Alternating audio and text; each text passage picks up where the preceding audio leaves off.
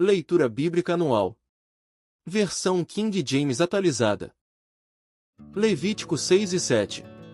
Então o Senhor Deus comunicou a Moisés estas ordens para o povo de Israel: se alguém pecar, cometendo uma falta contra o Senhor, enganando seu próximo em relação a algo que lhe foi confiado ou deixado sob seus cuidados como penhor, ou ainda, defraudando seu irmão, roubando ou extorquindo-lhe o que quer que seja, ou se achar algum bem perdido e mentir a respeito disso, ou se jurar falso testemunho em relação a qualquer assunto ou pessoa, cometendo, portanto, pecado. Quando desse modo errar, tornando-se por isso culpado, terá de devolver o que furtou, extorquiu ou de que se apropriou indevidamente e lhe foi confiado, ou mesmo de algum bem perdido que tenha encontrado, ou ainda sobre qualquer assunto em que tenha empenhado a palavra sob juramento falso. Fará a total restituição e acrescentará a esse montante 1/5 do valor, entregando tudo ao devido proprietário no dia em que apresentar seu sacrifício pela culpa. Depois trará ao Senhor, como oferta de reparação, um carneiro sem defeito, do seu rebanho, será avaliado segundo o valor estabelecido tradicionalmente pelo sacerdote para um sacrifício de reparação. O sacerdote fará por ele o rito de expiação diante do Senhor, e ele será perdoado, qualquer que seja a ação que tenha resultado em pecado. Então o Senhor convocou Moisés e orientou, dizendo: ordena a Arão e a seus filhos o seguinte: esta é a lei do ritual das ofertas que são completamente queimadas. O holocausto ficará na lareira do altar toda a noite até o raiar do dia, e nela se manterá aceso o fogo do altar.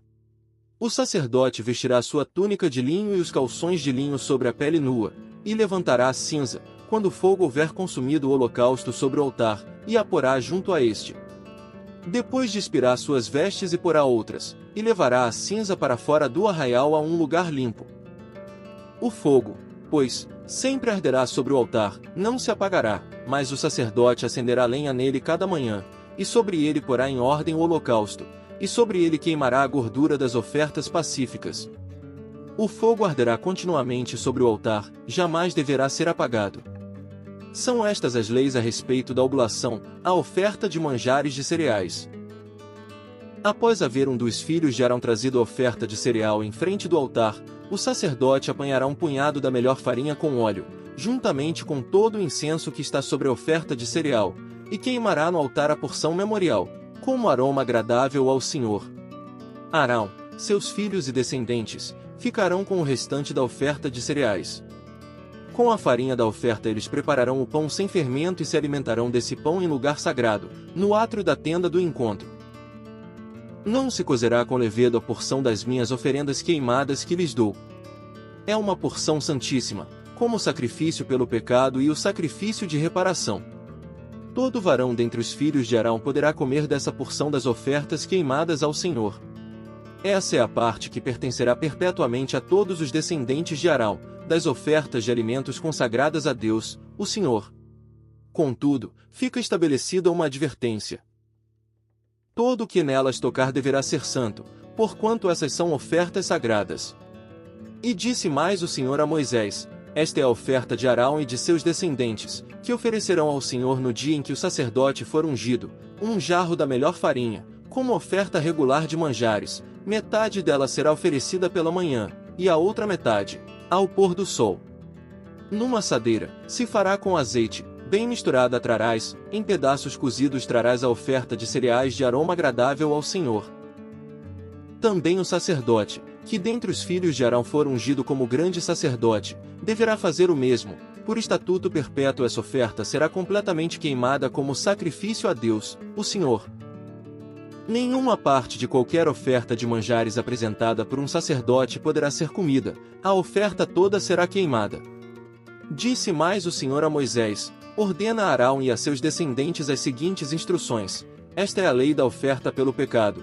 O animal da oferta pelo pecado será morto diante do Senhor no local onde é sacrificado o holocausto. É uma oferta santíssima. O sacerdote que a oferecer pelo pecado a comerá, no lugar sagrado, no átrio da tenda do encontro. Tudo que tocar na carne se tornará santo. Se o sangue respingar sobre as vestimentas, estas deverão ser lavadas em local santo.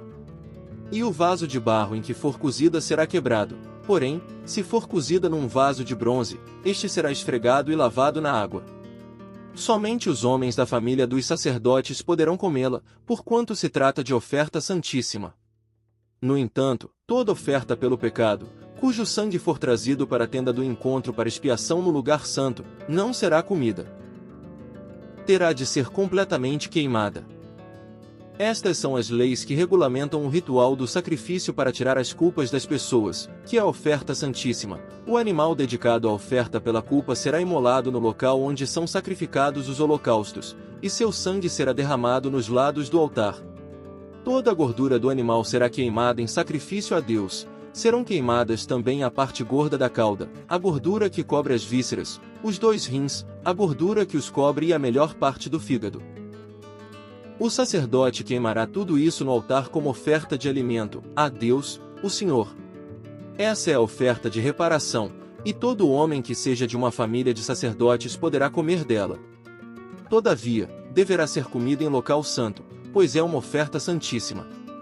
Essa mesma regulamentação aplica-se tanto à oferta pelo pecado quanto à oferta pela culpa. A carne pertence ao sacerdote que faz propiciação pela culpa. O sacerdote que oferecer um holocausto por alguém poderá ficar com todo o couro do animal. Todas as ofertas de cereais assadas em forno, ou cozidas em uma panela, ou ainda preparadas numa assadeira, pertencerão ao sacerdote que as tiver oferecido. Toda oblação amassada com azeite ou seca pertencerá igualmente aos descendentes de Arão. Este é o ritual do sacrifício de paz e comunhão que se oferecerá ao Senhor. Se alguém o realizar por gratidão, então, junto com sua oferta de louvor, terá de oferecer bolos sem fermento e amassados com azeite, pães finos sem fermento e untados com azeite, e bolos preparados com a melhor farinha, bem amassados e misturados com azeite. Portanto, se ajuntará essa oferenda aos bolos de pão fermentado e ao sacrifício de comunhão com louvor. De cada oferta trará uma contribuição ao Senhor, que será entregue ao sacerdote que asperge o sangue das ofertas de comunhão. Toda a carne do animal deverá ser comida no mesmo dia em que for oferecida em louvor e sacrifício, não poderá sobrar nada para o dia seguinte.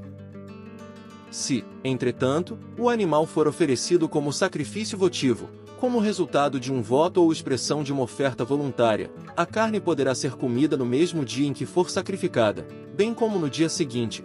Contudo, queimar-se-á no fogo, no terceiro dia, tudo o que restar da carne desse animal. Se ao terceiro dia se comer a carne oferecida em sacrifício de comunhão, aquele que a ofereceu não será aceito. Não lhe será atribuído o sacrifício, pois é carne estragada, e a pessoa que dela comer levará o peso da sua falta. A carne que tocar qualquer coisa impura não poderá ser comida, será lançada ao fogo. Todo aquele que estiver puro poderá comer da carne, mas se alguém se encontrar em estado de impureza e comer da carne de um sacrifício de paz e comunhão oferecido ao Eterno, o Senhor terá sua alma banida do meio do seu povo. Se alguém tocar uma impureza qualquer, de ser humano, de animal ou qualquer réptil ou coisa imunda, e comer em seguida a carne de um sacrifício de paz e comunhão que pertence ao Eterno, o Senhor, aquela alma será também banida do meio de seu povo. E disse mais o Senhor a Moisés: Fala aos filhos de Israel e ordena-lhes: Não comereis gordura de boi, de carneiro ou de cabra. A gordura do animal morto e dilacerado poderá servir para qualquer uso, entretanto, de maneira alguma a comereis. Todo aquele que comer a gordura de animal do qual se faz uma oferenda queimada ao Senhor, tal será eliminado do meio do seu povo. Onde quer que habiteis, não comereis sangue, quer se trate de ave ou de gado. Todo aquele que comer qualquer sangue será expulso do meio do seu povo. Então o Senhor falou a Moisés e disse: Fala aos filhos de Israel e ordena-lhes: Quem oferecer um sacrifício pacífico e de comunhão ao Senhor terá de dedicar parte dele ao Senhor. Com suas próprias mãos trará ao Senhor as ofertas preparadas no fogo, trará a gordura juntamente com o peito, e o moverá na presença do Senhor como gesto ritual de apresentação. O sacerdote queimará a gordura no altar, mas o peito pertence a Arão e seus descendentes. Como tributo dos vossos sacrifícios pacíficos de comunhão dareis ao sacerdote a coxa direita. Essa coxa direita será a parte do descendente de Arão que tiver oferecido o sangue e a gordura do sacrifício de comunhão. Porque, de fato, eu tomo dos filhos de Israel, dos seus sacrifícios de paz e comunhão, o peito a ser oferecido e a coxa do tributo, dou-os a Arão, o sacerdote, e a seus filhos, é uma lei perpétua para todos os descendentes de Israel. Essa é a parte das ofertas dedicadas ao Senhor, preparadas no fogo, destinadas a Arão e a seus filhos no dia em que foram apresentados para servirem ao Senhor como sacerdotes. Foi isso que o Senhor ordenou aos filhos de Israel que lhes dessem, no dia da sua unção. Lei perpétua para todos os seus descendentes. Esse é o sinal referente ao holocausto, à oblação, ao sacrifício para expiação do pecado, às ofertas de reparação e para tirar a culpa, às ofertas pela ordenação dos sacerdotes e às ofertas de paz e comunhão. O Senhor entregou, pois, essas leis a Moisés no Monte Sinai, no deserto, na ocasião em que Moisés mandou que o povo de Israel oferecesse seus sacrifícios ao Eterno, o Senhor. Marcos 3 versículos 7 a 30. Jesus cura multidões na praia. Jesus retirou-se com seus discípulos e foi na direção do mar, e uma numerosa multidão vinda da Galiléia o seguia.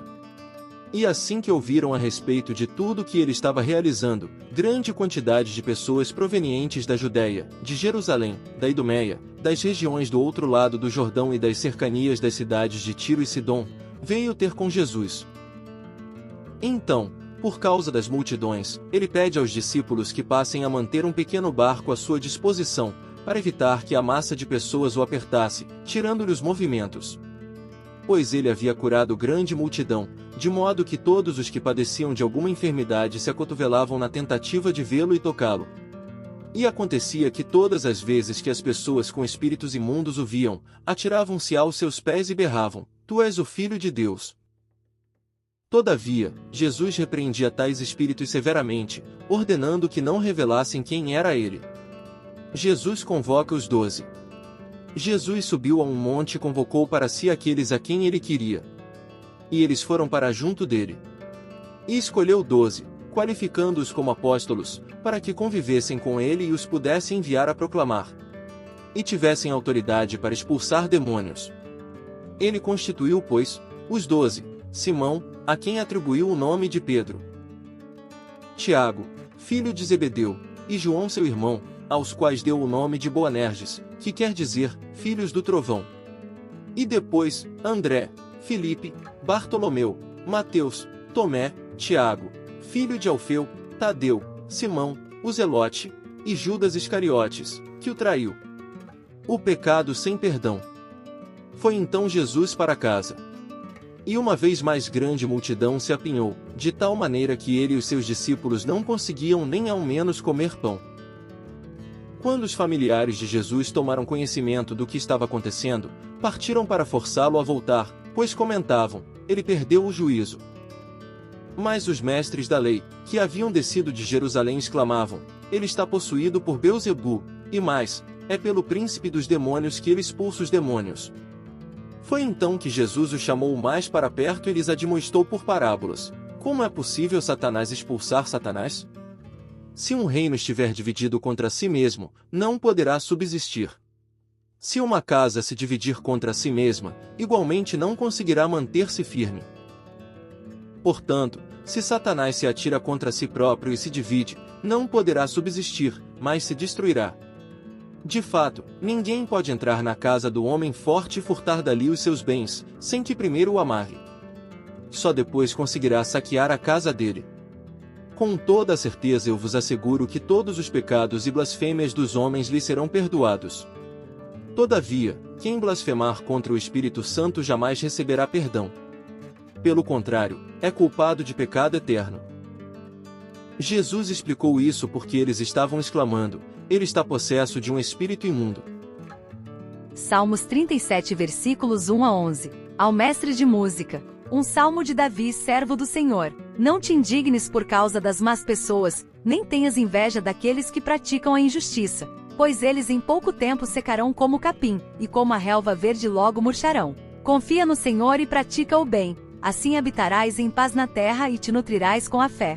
Deleita-te no Senhor, e Ele satisfará os desejos do teu coração. Entrega o teu caminho ao Senhor, confia nele, e o mais Ele fará. Ele exibirá a tua justiça como a luz, e o teu direito como o sol ao meio-dia. Aquieta-te diante do Senhor e aguarda por Ele com paciência. Não te irrites por causa da pessoa que prospera, nem com aqueles que tramam perversidades. Deixa a ira e abandona o furor, não te impacientes. Não te inflames, pois assim causarás mal a ti mesmo. Pois os malfeitores serão exterminados, mas os que depositam sua esperança no Senhor herdarão a terra. Mais algum tempo apenas, e já não existirá o ímpio. Tu o procurarás em seu lugar, porém não mais o encontrarás. Os humildes herdarão a terra e se deleitarão na plenitude da paz. Provérbios 10 versículos 3 e 4. O Senhor não permite que o justo venha passar fome, mas abate a ambição dos ímpios. As mãos preguiçosas empobrecem o ser humano, porém as mãos laboriosas lhe produzem riqueza.